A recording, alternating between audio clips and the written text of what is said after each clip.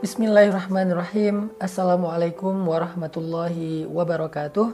Alhamdulillah wassalatu wassalamu ala Rasulillah wa ala alihi wa sahbihi wa mawalah.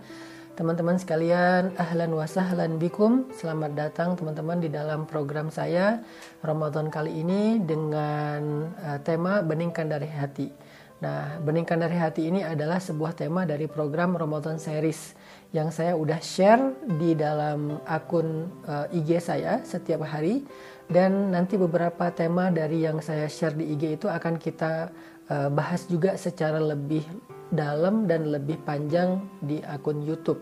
Nah, hari ini untuk tema pertama dari 8 tema yang akan saya share di YouTube dalam kajian Beningkan dari Hati, saya akan bahas tentang sholat. Karena Ramadan itu salah satu di antara ibadah yang dilatih itu adalah sholat.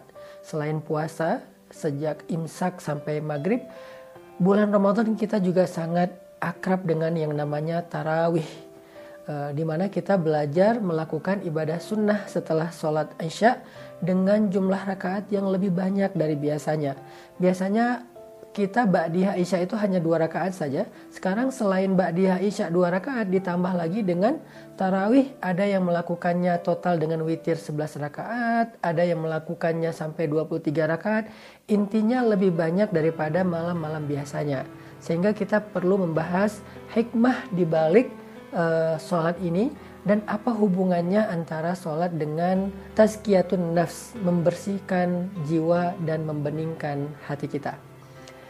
Teman-teman yang dirahmati Allah Subhanahu wa taala, suatu ketika saat Nabi sedang lelah, sedang capek, sedang banyak kerjaan, sedang sibuk, Nabi SAW memanggil Bilal bin Rabah, muazzinnya Rasulullah SAW. Nabi berkata kepada Bilal, "Ya Bilal, arihna bis shalah." Wahai Bilal, istirahatkan kami dengan sholat. Kalimat ini singkat tetapi dalam banget maksudnya. Nabi bisa aja bilang ke Bilal, "Wahai Bilal, kumandangkan azan. Wahai Bilal, panggillah orang untuk sholat." Atau dengan bahasa-bahasa yang lain yang juga jelas bahwa Nabi menyuruh Bilal untuk mengumandangkan azan. Kenapa Nabi memakai bahasa arihna, istirahatkan kami dengan sholat? Ternyata buat seorang Rasulullah SAW dan para sahabat, sholat itu bukan beban. Sholat itu bukan sebuah pekerjaan. Sholat itu bukan sekedar gerakan. Tetapi sholat itu adalah rohah, rehat, istirahat. Nah, pertanyaannya, kita bisa nggak kayak gitu? Kita bisa nggak sholat itu berasa lagi break? Sholat itu berasa lagi santai? Sholat itu rasanya senyaman nongkrong, senyaman main game, senyaman nonton TV, senyaman nge-HP gitu. Bisa nggak sholat menjadi rehat bagi kita? Itulah kenapa di dalam bulan Ramadan kita disyariatkan untuk melakukan satu jenis ibadah sholat yang disebut dengan sholat istirahat, yaitu sholat tarawih. Sehingga dalam bahasa Indonesia, tarawih itu artinya istirahat. Di bulan Ramadan kita sedang dilatih gimana menjadikan sholat sebagai istirahat seperti yang Nabi lakukan bersama dengan para sahabat. Arihna bis sholah wahai Bilal. Wahai Bilal, istirahatkan kami dengan sholat. Karena banyak dari kita pulang tarawih itu istirahat. Padahal tarawih itu sendiri adalah sebuah istirahat. Berarti kalau kita pulang tarawih masih butuh waktu istirahat, itu artinya sholat kita nggak istirahat, bukan tarawih. Apalagi yang pulang tarawih itu berkeringat sampai basah bajunya, berarti dia bukan lagi sholat istirahat, bukan lagi sholat tarawih, tetapi dia lagi treadmill mungkin, atau lagi olahraga mungkin, atau lagi sempatkan berkeringat mungkin, bukan lagi tarawih. Nah, sekarang kita pengen belajar gimana caranya sholatuna hiya rohah, sholat kita menjadi istirahat bagi kita seperti Nabi dan para sahabat. Apa rahasianya biar sholat kita bisa menjadi rohatun nafs, rehat bagi jiwa? Pernah nggak jiwa kita ngerasa lelah, maka istirahatnya dengan sholat? Pernah nggak perasaan kita merasa capek, merasakan sedih, capek karena kecewa, capek karena baper, capek karena bete, capek karena bosan? Butuh istirahat kan jiwa kita atau perasaan kita?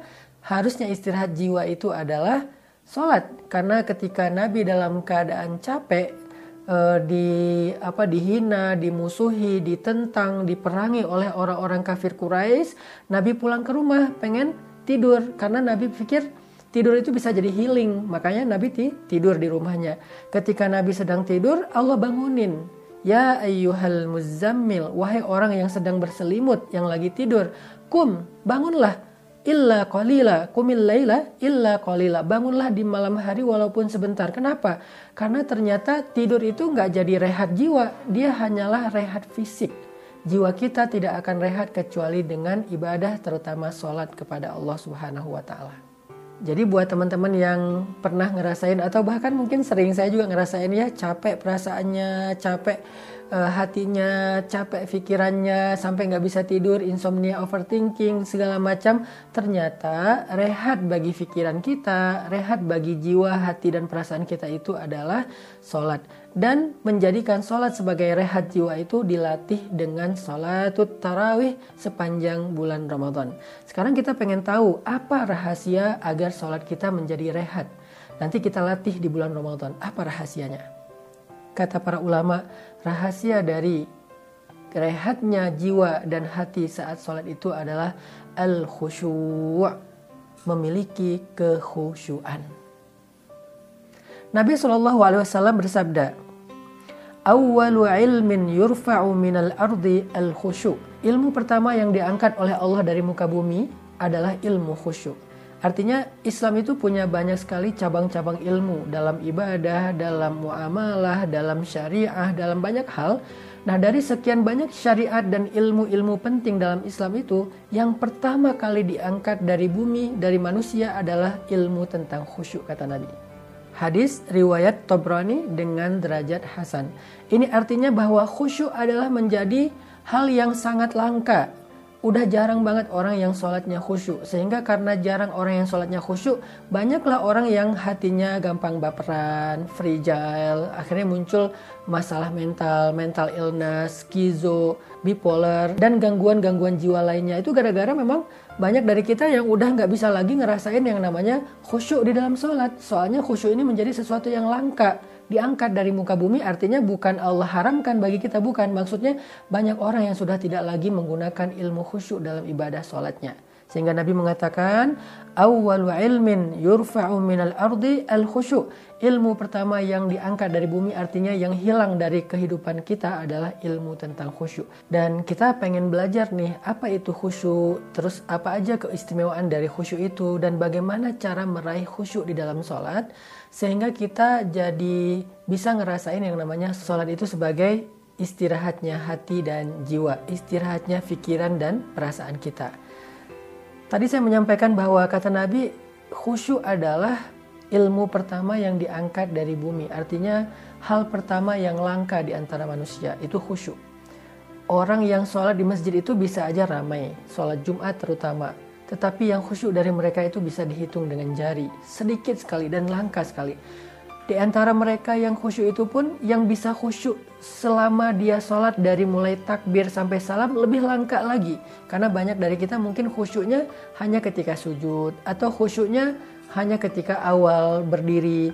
Bahkan banyak yang khusyuknya pas mau salam, baru dia sadar, oh saya lagi sholat ya, kok tiba-tiba udah selesai. Nah ini artinya khusyuk itu sesuatu yang langka, teman-teman. Padahal kata para ulama, khusyuk itu kunci segala kebaikan. Jadi kalau kita pengen jiwa kita tenang, rahasianya khusyuk. Kalau kita pengen Allah menolong kita dalam segala urusan, rahasianya khusyuk. Kalau kita pengen dapat jalan keluar dari banyak masalah, rahasianya adalah khusyuk. Khusyuk itu adalah kunci dari semua kebaikan, kesuksesan, dan keberuntungan kita di dalam kehidupan kita. Makanya Allah Subhanahu wa Ta'ala berfirman, A'udzu billahi minasy syaithanir rajim. Bismillahirrahmanirrahim. Qad aflahal mu'minun. قد أفلح المؤمنون الذين هم في صلاتهم خاشعون. Sungguh beruntung orang yang beriman. Sungguh sukses dan bahagia orang yang beriman apabila mereka di dalam sholatnya khusyuk. Karena Allah Subhanahu wa Ta'ala menjadikan sholat sebagai jalan datangnya pertolongan dari Allah, menjadi jalan datangnya kasih sayang dari Allah. Maka kalau sholatnya rusak, maka pertolongan gak akan sampai kepada kehidupan kita. Allah berfirman, Bismillahirrahmanirrahim. Ya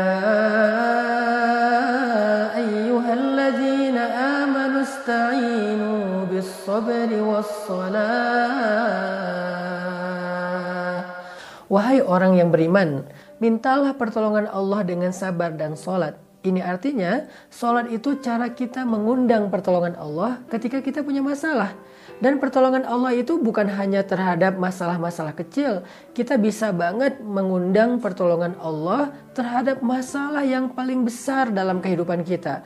Pernikahan diambang perceraian, anak sakit keras, kita hampir dipecat dari pekerjaan, bisnis kita ditipu orang, banyak masalah besar yang kita alami, kita undang pertolongan Allah dengan sholat. Tapi bagaimana kalau sholat kita tidak berkualitas, sholat kita nggak khusyuk, maka kita nggak bisa mengundang pertolongan Allah. Berarti khusyuk adalah kunci datangnya pertolongan Allah lewat sholat kita. Ini diantara pentingnya belajar khusyuk. Insya Allah pada sesi berikutnya nanti di YouTube saya akan sharing kepada teman-teman gimana cara kita belajar khusyuk. Apa aja yang harus kita siapin di dalam sholat ketika kita pengen dapat sholat yang khusyuk. Barakallahu fikum.